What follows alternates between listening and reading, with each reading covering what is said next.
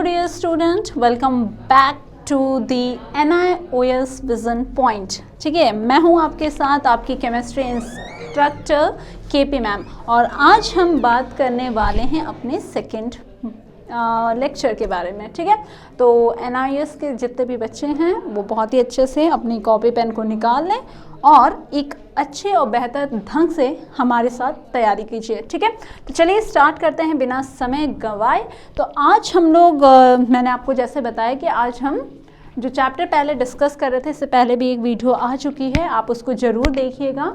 और ये जो चल रहा था ये आपका चल रहा है मॉड्यूल 1 चैप्टर नंबर 1 जो है some basic concept of chemistry, और उसमें हम बात कर रहे थे chapter atom molecules and chemical arithmetic, और जिसका आज लेक्चर नंबर 2 है। ठीक है, तो पहला वाला लेक्चर ज़रूर से देखिएगा, तभी तो आप इसको अपने आप से कनेक्टेड फील करोगे और चीज़ों को समझोगे। तो बेहतर तरीके से समझने के लिए बहुत ज़रूरी है कि आप कंटिन्यूटी और रेगुलर मोड में तैयारी करें। ठीक है, तो आज का हमारा ऑब्जेक्टिव जो है, जो आज हम इस वीडियो में कवर करेंगे, वो है आपका लॉ ऑफ केमिकल कॉम्बिनेशन। ठीक है, जो अभी हमने इससे पहले बात की थी तो हमने देखा था कि सर जो डाल्टन थे उन्होंने क्या थ्योरी में कहा था, उनकी थ्योरी जो थी, उनके पॉइंट्स क्या क्या थे, जिसने हमें बहुत सारी चीज़ बताई थी केमिस्ट्री के बारे में। ठीक है, तो आज हम उससे रिलेटेड कुछ लॉस पढ़ेंगे जिससे हमारा केमिस्ट्री और भी आगे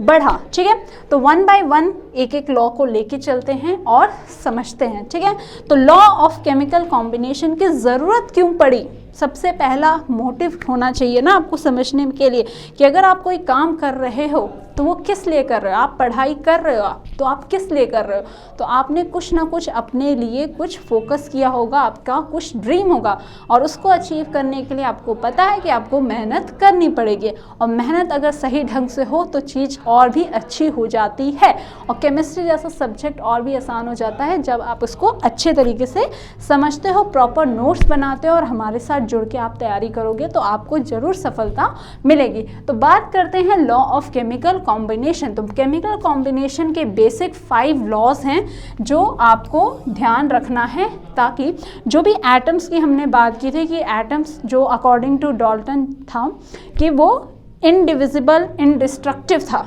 ठीक है, जो जॉन डाल्टन ने कहा था, पर आपने देखा कि समय जैसे जैसे बीत गया, ठीक है, जैसे जैसे टाइम गया सर डाल्टन के बाद ऐसे बहुत सारे और साइंटिस्ट आए जिन्होंने बताया कि नहीं नहीं, आपका एटम जो है वो इनडिविजिबल नहीं है, उसको हम डिवाइड कर सकते हैं। कैसे कर सकते हैं? क्योंकि आपको पता है कि इलेक्ट्रॉन्स का, प्रोटॉन का, न्यूट्रॉन का डिस्कवरी जो हुआ तब ये बात फेल हो गई डाल्टन की कि जो आपका एटम है वो इनडिस्ट्रक्टिबल नेचर का है, उसको और ज़्यादा आप नहीं तोड़ सकते। ये बात क्या हो गई, रोल्ड आउट हो गई। तो सर जॉन डाल्टन की बहुत सारी खामियां भी थी जो आने वाले समय में निकल के आई, क्योंकि वो सारी चीज़ें फॉलो अप नहीं हो रही थी।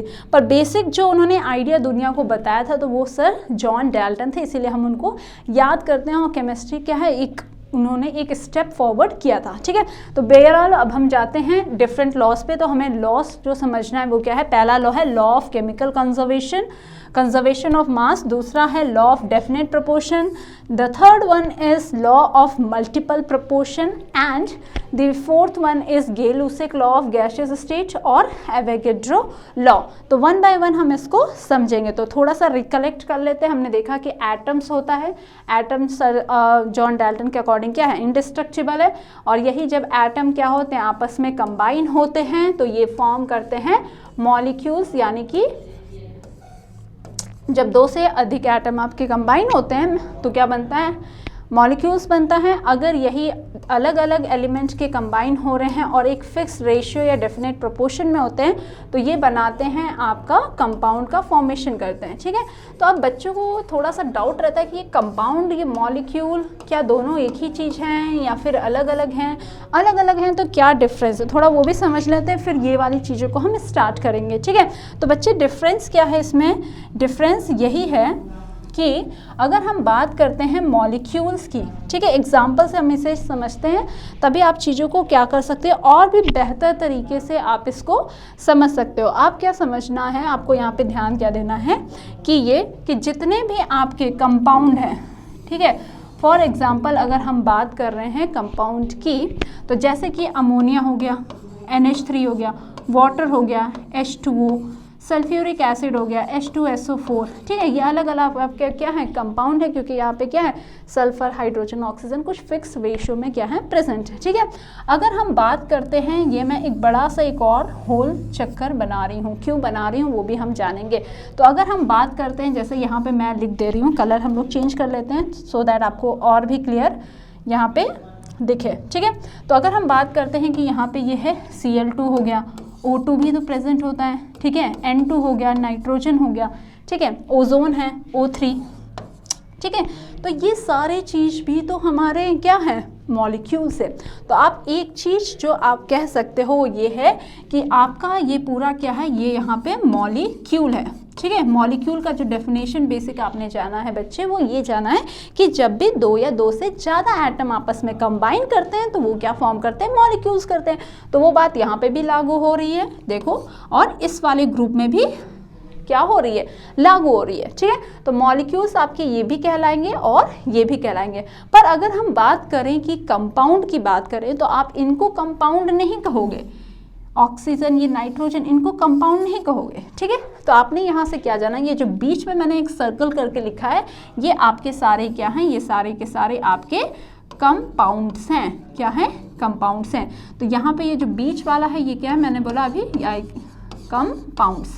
तो आपने क्या जाना कि ऑल द कंपाउंड, सारे के सारे कंपाउंड्स आपके मॉलिक्यूल तो हैं, पर सारे मॉलिक्यूल्स कंपाउंड नहीं हैं। तो आई होप अब यहाँ पे थोड़ा सा मॉलिक्यूल और कंपाउंड क्या होता है उसका डिफरेंस ज़रूर आपको पता चल गया होगा कि सारे के सारे मॉलिक्यूल्स तो हैं, पर सारे कंपाउंड जो हैं, ये अंदर वाला जो कंपाउंड है, ये सारे के सारे कंपाउंड जो हैं ये आपके मॉलिक्यूल्स तो हैं, पर सारे मॉलिक्यूल्स जो हैं वो कंपाउंड नहीं हो सकते, क्योंकि ये देखो क्लोरीन तो कंपाउंड है ही नहीं, ठीक है। तो क्या ध्यान देना है, कंपाउंड में क्या होता है कि फिक्स्ड रेशियो में एटम्स आपके जुड़े होते हैं, फिक्स्ड रेशियो में एटम्स ऑफ डिफरेंट एलिमेंट, ठीक है। क्या होगा, एटम्स ऑफ डिफरेंट एलिमेंट्स, ठीक है, आपस में क्या करते हैं, कंबाइन करते हैं। तो आई होप आपको यहाँ पे क्लियर हो गया होगा, ठीक है। अब चलते हैं मेन जो हमारा आज का सेशन ऑब्जेक्टिव है, तो उस पर ध्यान देते हैं और समझते हैं कि क्या है लॉ ऑफ कंजर्वेशन ऑफ मास, ठीक है। तो ये जो लॉ ऑफ कंजर्वेशन ऑफ मास था, इसकी जो कहानी कही गई थी या इसके बारे में जिसने बताया था वो थे हमारे एंटोनियो लेवोजियर। तो सबसे पहले एंटोनियो लेवोजियर ने इसके बारे में बताया था 1789 में। तो इन्होंने क्या कहा था, इन्होंने बड़ा बेसिक और फंडामेंटल चीज़ कहा था, बट क्योंकि इन्होंने बताया था तो इनके नाम पे ये लॉ है। मतलब कहने का मतलब ये है कि इन्होंने इसको बताया था। क्या कहा था कि मैटर जो है वो ना बनाया जा सकता है, can neither be created nor destroyed, ठीक है। तो मैटर जो होता है वो क्या है, ना क्रिएट किया जा सकता है ना डिस्ट्रॉय किया जा सकता है। तो यही तो आपका क्या है, लॉ ऑफ कंजर्वेशन ऑफ मास है, जो हम बचपन से इसको क्या करते हैं, रटते हैं और समझा है, ठीक है। तो अब हम इसको थोड़ा सा समझेंगे, ठीक है। रटा तो आपने डेफिनेशन होगा ही ज़रूर, पर अब इसको केमिस्ट्री के उसमें टर्म्स में समझते हैं और इसका कॉन्टेक्स्ट समझते हैं कि क्या कहा है, ठीक है। तो एग्जाम्पल अगर हम लेते हैं, तो अगर आप यहाँ पे एग्जाम्पल देख रहे हो, तो ये आपकी जो गैस है इसको हम कहते हैं मीथेन गैस, ठीक है। ये क्या है, मीथेन गैस है, जिसको आपने क्या कहा है, CH4। And what is this, ये है आपका ऑक्सीजन, ठीक है। ऑक्सीजन है, तो आपने क्या देखा, जब मीथेन ऑक्सीजन के साथ रिएक्शन होता है तो ऐसा रिएक्शन को क्या कहते हैं आप, कंबशन रिएक्शन कहते हो या बर्निंग प्रोसेस कहते हो। तो ये क्या बना रहा है, कार्बन डाइऑक्साइड, यानी कि कार्बन डाइऑक्साइड गैस निकल रही है, प्लस यहाँ पे क्या निकल रहा है, वाटर निकल रहा है, ठीक है। अब यहाँ पे आप देखिए कि डायग्रामेटिकली क्या है, ये है आपका मीथेन, जहाँ पे ये C है, ये H है, ये H, यहाँ पे एक H और ये एक H, और ये क्या है आपका ऑक्सीजन का मॉलिक्यूल, ठीक है। और यहाँ पे दो बने हैं क्योंकि यहाँ पे दो मॉलिक्यूल है, क्या बना रहा है, कार्बन डाइऑक्साइड, ये C हो गया, और ये O2, और यहाँ पे क्या बन रहा है, वाटर यानी H, ये O हो गया, ये H और ये H, ये भी आपका O और यहाँ पे H, ये H, यानी कि दो मॉलिक्यूल्स आपके क्या बन रहे हैं, वाटर मॉलिक्यूल्स बन रहे हैं। ठीक है, तो इसमें क्या कहानी है, जो आपका क्या है मास के टर्म्स में बात करें तो अगर आप इसका मास निकालोगे तो इसका मतलब ये है कि जो इस एरो के इस साइड है जिसको आप रिएक्टेंट कहते हो उसका मास और जो यहाँ पे प्रोडक्ट बन रहा है वो क्या होगा, वो सेम होना चाहिए। यही कहानी इन्होंने बताया है केमिकल रिएक्शन में। तो देख लेते हैं हम लोग, चेक भी कर लेते हैं और समझते हैं इसको। ठीक है, तो अगर हम बात करें मीथेन की तो ये क्या हो जाएगा, इसका अगर आप मास निकालोगे तो ये कार्बन क्या होता है 12 + 4 तो ये आ जाएगा आपका 16। ठीक है, 16 ग्राम आ गया। यहाँ पे ऑक्सीजन जो होता है वो कितना होता है, एक ऑक्सीजन का जो वेट होता है दैट इज 16, 32 और 32 का ये डबल क्या हो जाएगा 64। तो टोटल वेट अगर आप यहाँ पे देखोगे तो वो आपका आ जाएगा यहाँ पे 10 और ये 80 ग्राम वेट यहाँ पे आ रहा है। ठीक है, तो यहाँ पे भी चेक कीजिए कि क्या वो मास जो है वो क्या 80 है कि नहीं, तो इसको आप निकालिए। तो यहाँ पे ये क्या हो जाएगा, ये 12 हो जाएगा और ये आपका यहाँ पे हो जाएगा, ऑक्सीजन होता है 16, एक का 2 है तो ये क्या हो जाएगा 32। तो ऑन टोटल अगर आप यहाँ पे देख रहे हो तो क्या आ रहा है 4 यानी 44 ग्राम। वाटर की बात करें तो वाटर का जो वेट होता है दैट इज 18 तो 2 टाइम्स इंटू 18, कैसे 18, 16 ऑक्सीजन और 2 हाइड्रोजन, तो ये आ जाएगा आपका 36। ठीक है, अब जब इन दोनों को भी आप ऐड करते हो, ठीक है 44 और इसको भी ऐड करोगे तो आपके पास ये तो आ जाएगा। ठीक है, तो इसको आपको ध्यान देना है कि ये आपका कितना आना चाहिए, 80 ग्राम आना चाहिए। ठीक है, तो ये कितना आ जाएगा, ये 36 हो जाएगा। ठीक है, तो ये आपका क्या आ जाएगा 10 और 3 7 4 8 तो 80 ग्राम आपका आ गया। तो आपने ओवरऑल क्या देखा कि जो आपका रिएक्टेंट साइड है वहाँ पे भी जो मास है वो कितना आ रहा है, टोटल 80 ग्राम आ रहा है और प्रोडक्ट का साइड जो है उसमें भी वेट जो आ रहा है वो क्या आ रहा है 80 ग्राम। तो यहाँ पे जो मास है वो आपका क्या है, कंजर्व्ड है, ना वो डिस्ट्रॉय हुआ और ना कहीं पे ये गायब हुआ। ठीक है, तो ये बेसिक प्रिंसिपल था जो इन्होंने, इनका लॉ कह रहा था कि जो मास है वो ना क्रिएट किया जा सकता है ना डिस्ट्रॉय किया जा सकता है। ठीक है, आई होप आपने ये लॉ जरूर समझ लिया होगा और इसी को ध्यान देते ही हुए आप क्या करते हो, बैलेंसिंग करते हो। केमिकल रिएक्शन को आप बैलेंस क्यों करते हो, रीज़न यही है कि आपको according to law of conservation of mass को ओबे करना चाहिए। ठीक है, नेक्स्ट लॉ जो दिया गया था वो दिया था आपके एक बहुत ही फेमस साइंटिस्ट जो फ्रांस के थे उन्होंने दिया था। ठीक है, जिसको हमने क्या कहा है, लॉ ऑफ डेफिनेट प्रोपोर्शन। ठीक है, जोसेफ प्राउस थे जिन्होंने इस लॉ को दिया था, that is definite proportion, law of definite proportion. तो डेफिनेट प्रोपोर्शन का मतलब क्या समझो, अगर हम एकदम सिंपल लैंग्वेज में इसको समझना चाहें तो वो ये है, चाहे आप कहीं का भी सोर्स उठाओ, ठीक है, जो भी आप कंपाउंड ले रहे हो ना, तो उसका जो रेशियो होगा, प्रोपोर्शन होगा, वो हमेशा क्या होगा, सेम होगा। एग्जाम्पल के तौर पे अगर हम ले पानी, तो पानी चाहे मेरे घर का हो या आपके घर का हो या कहीं का भी पानी हो, वो उसमें क्या होगा, H2O से ही वो मिल के बना होगा। यानी सोर्स चाहे कुछ भी हो किसी भी चीज़ का, पर अगर वो कंपाउंड बन रहा है तो वो सब क्या होंगे, वो एक डेफिनेट प्रोपोर्शन में ही होंगे। तो सिंपल सा लॉ था जो इन्होंने आपको बताया था। ठीक है, तो अगर हम बात करते हैं यहाँ पे, तो ये लॉ क्या है, इसको जोसेफ प्राउस ने दिया था। ही stated that a given compound always contain exactly same proportion of element by weight. By weight जो एलिमेंट होगा वो क्या होगा, सेम होगा हर जगह। तो सिंपल सा क्या है, किसी भी सोर्स का अगर आप कंपाउंड उठा रहे हैं, अगर वो एक ही कंपाउंड है तो आप किसी भी डिफरेंट सोर्स से उठाओगे तो उसका जो मास का रेशियो रहेगा वो क्या होगा, हमेशा सेम रहेगा। तो ये है आपका क्या, हाइड्रोजन और ऑक्सीजन जब कंबाइन होते हैं तो क्या बनता है, वाटर का फॉर्मेशन होता है। ठीक है, तो अगर हम बात करते हैं वाटर की, तो वाटर जो है वो आपका किससे बना है, H, और किससे बना है, ऑक्सीजन से मिलके बना है। ठीक है, तो यहाँ पे अगर आप वेट देखते हो तो हाइड्रोजन क्या है, 2 है, तो इसका वेट क्या हो जाएगा 2, और ऑक्सीजन मैंने आपको अभी बताया क्या होता है, इसका मास 16 होता है। ठीक है, तो अगर आप इसकी रेशियो निकालोगे तो क्या आ जाएगा, वो 1:8। ठीक है, तो ये जो है ये क्या है, ये आपका रेशियो है, यानी कि इसका अगर आप पानी कहीं का भी लोगे तो जो रेशियो है वो हमेशा सेम आएगा। ठीक है, ऐसे ही अगर आप कार्बन डाइऑक्साइड गैस ले रहे हो, ठीक है, फॉर एग्जांपल अगर हम एग्जांपल लेते हैं CO2 है, तो इसका भी रेशियो आप निकाल सकते हो। कार्बन क्या होता है, 12 होता है, और ऑक्सीजन, एक का वजन 16, 2 का क्या हो जाएगा 32। 2। तो अगर हम बात करते हैं कार्बन डाइऑक्साइड गैस के केस में, तो कार्बन और ऑक्सीजन का जो रेशियो होता है मास के रिस्पेक्ट में वो क्या हो जाएगा, तो वो आप यहाँ पे देखोगे ये क्या हो जाएगा 3:8 के रेशियो में आपका बाई वेज कार्बन और ऑक्सीजन कंबाइन होगा, तो वो क्या बनाएगा, हमेशा कार्बन डाइऑक्साइड गैस का फॉर्मेशन करेगा।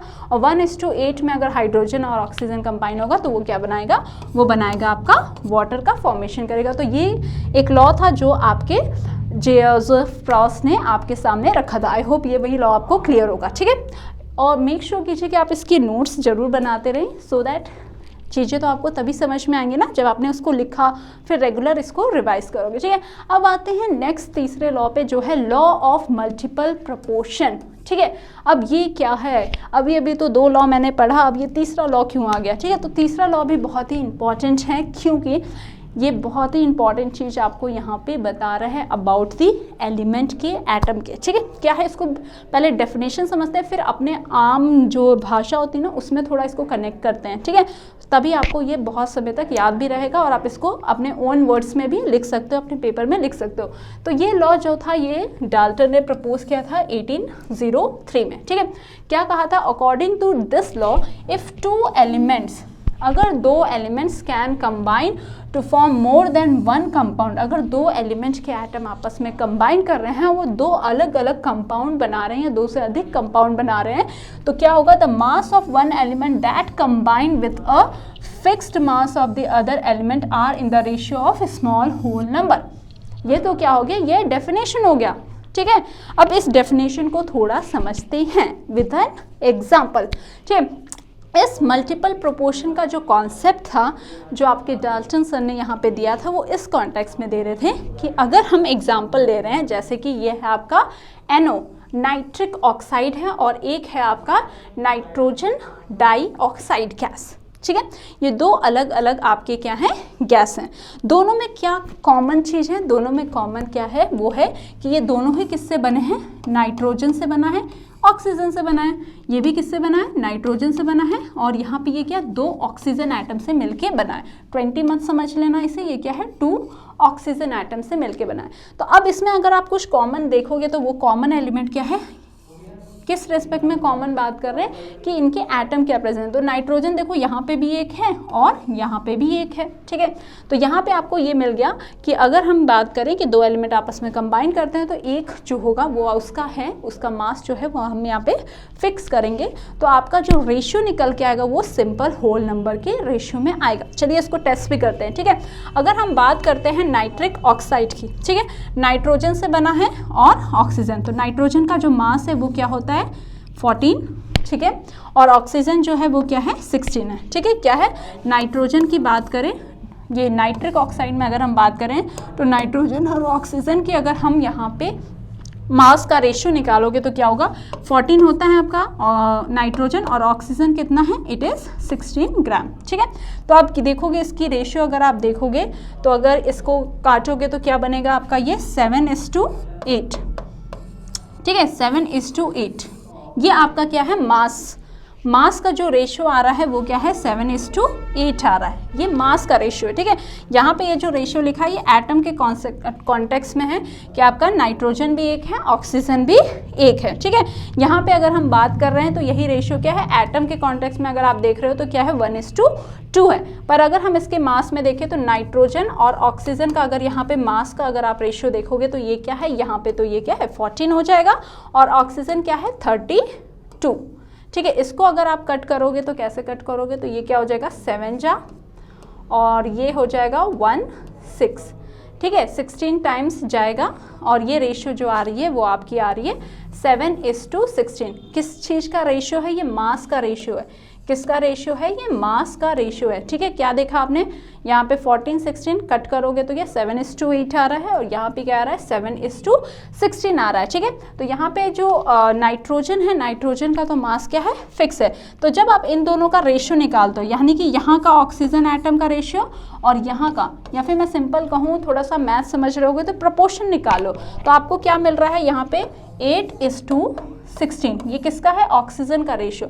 ऑक्सीजन तो दूसरा एलिमेंट है, तो इसको अगर आप कट करोगे तो ये क्या आ जाएगा 1:2। तो ये भी क्या है, एक सिंपल होल नंबर के रेशियो में ही आएगा। ये बात ये लॉ ऑफ मल्टीपल प्रोपोर्शन आपको यहाँ पे कह रहा है और समझा रहा है। ठीक है, आई होप आपको ये क्लियर होगा और इसको जरूर अच्छे से नोट कर लीजिएगा। ठीक है, क्या किया, सिंपल सी कहानी है। आपने देखा कि नाइट्रोजन या किसी भी एक एलिमेंट का मास फिक्स है, तो जिससे वो कंबाइन कर रहा है उसका भी जब आप रेशियो निकालोगे तो आपको एक होल नंबर या सिंपल होल नंबर मिलेगा, फ्रैक्शनल नहीं मिलेगा। ये बात यहाँ पे डाल्टन ने कही थी। अब मूव करते हैं एक और इम्पॉर्टेंट लॉ पे, जो है आपका Gay Lussac law of gaseous volume. Very important law, ये लॉ था ये गैशियस वॉल्यूम पे ही लगा था, नॉट फॉर सॉलिड। ये जो लॉ था बस गैशियस स्टेट के लिए ही था, सॉलिड और लिक्विड पे काम नहीं करेगा। सॉलिड एंड लिक्विड पे इट वोंट वर्क। ठीक है, तो इन दोनों पे ये वर्क नहीं करेगा। ठीक है, किसके लिए था, बस गैशियस स्टेट के लिए था। तो यहाँ पे इन्होंने क्या कहा था, सर जो आपके गे-लुसेक थे उन्होंने ये कहा कि when gas combine or are in produce in a chemical reaction, they do in a simple ratio by volume provided by all at same temperature and pressure। ठीक है, तो आपको पता है कि जो गैस का बिहेवियर है ना, वो टेम्परेचर और प्रेशर पे क्या होता है, चेंज होने लगता है। ठीक है, तो इन्होंने ये कहा कि अगर हम गैस की बात करते हैं, टेम्परेचर प्रेशर आपका सेम है, तो वो जो गैस होंगी कंबाइन करेंगे, वो क्या करेंगी, एक सिंपल रेशियो में कंबाइन होंगे। फॉर एग्जाम्पल अगर हम बात करते हैं यहाँ पे हाइड्रोजन और ऑक्सीजन। ठीक है, तो ये क्या है, आपका हाइड्रोजन है। ठीक है, और ये हो गया आपका ऑक्सीजन, और बनाएगा क्या, ये वाटर।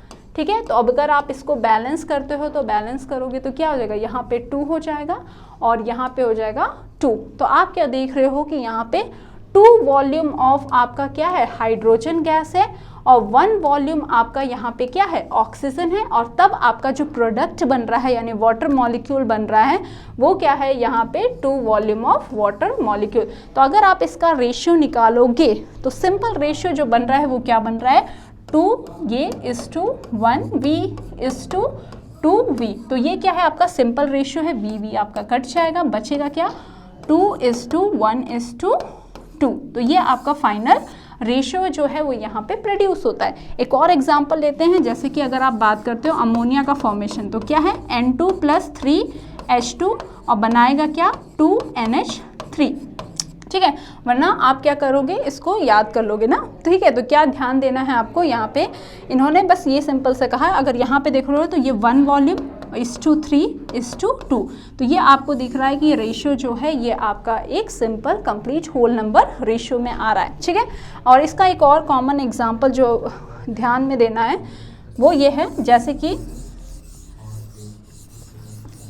क्योंकि आप क्या करते हो, इसका मतलब ही ये है कि सिंपल होल नंबर रेशियो की बात कर रहे हैं। ठीक है, क्योंकि एक सिंपल सा एग्जांपल जो मैंने अभी पिक नहीं किया है, पर एक सिंपल एग्जांपल जो बच्चे याद भी कर लेते हैं वो क्या है, जैसे H2 + Cl2 और बना देगा 2HCl।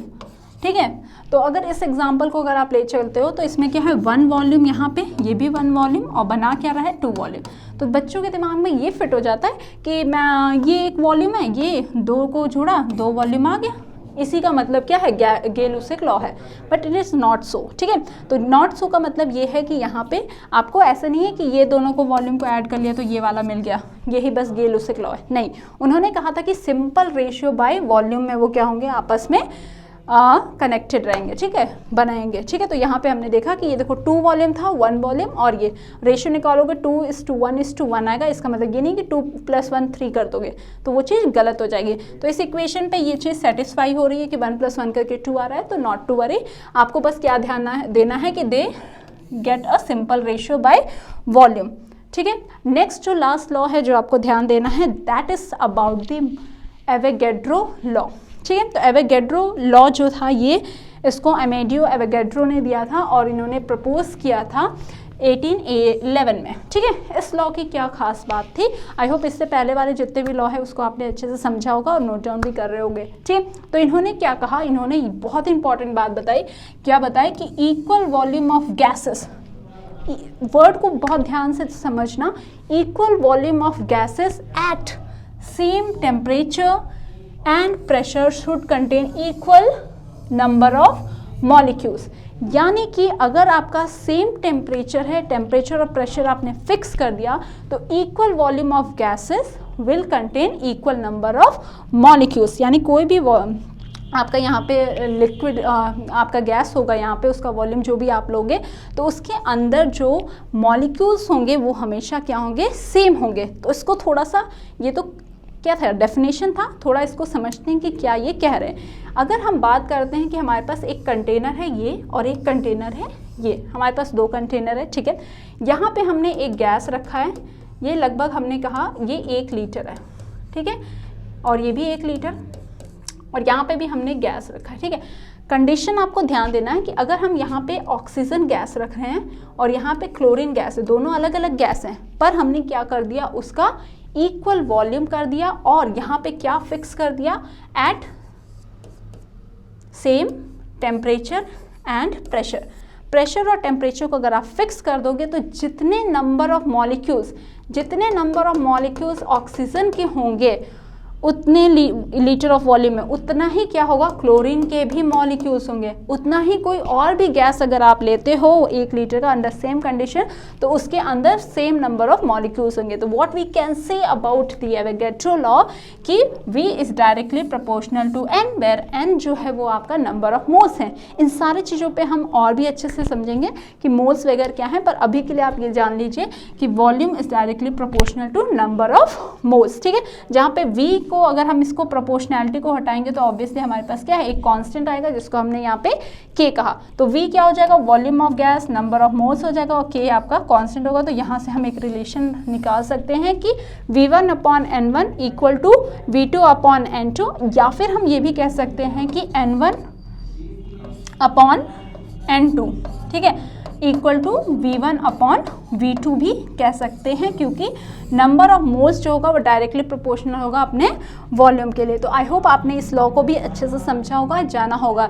सो आज के लेक्चर के लिए बस इतना ही। आई होप आपने इस लेक्चर को अच्छे से एंजॉय भी किया होगा, उसके साथ साथ एक अच्छे से नोट्स भी बनाया होगा, और अपनी तैयारी को ऐसे ही जारी रखिएगा, ठीक है। तो थैंक यू आज के लिए, और अगर आपके पास कोई भी डाउट है तो आप इस नंबर पर हमें काइंडली कॉन्टैक्ट कर सकते हैं, सो दैट हम आपकी क्वेरीज जो भी है उसको सॉल्व कर सकें। इसके साथ साथ हमारे इस वेबसाइट पे जाके भी आप इंफॉर्मेशन को कलेक्ट कर सकते हैं। तो that's all for today, signing off for today.